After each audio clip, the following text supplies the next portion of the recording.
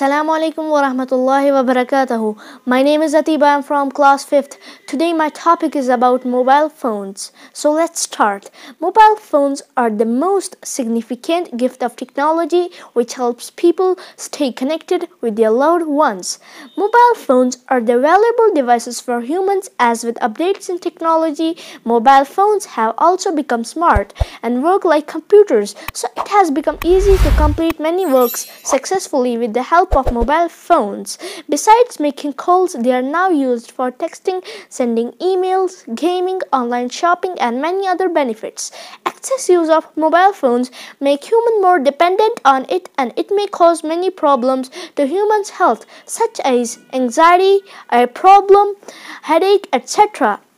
A mobile phone should be used in a proper way as it will not cause many problems to humans' health. Thank you. Hope you like my topic. Allah Hafiz.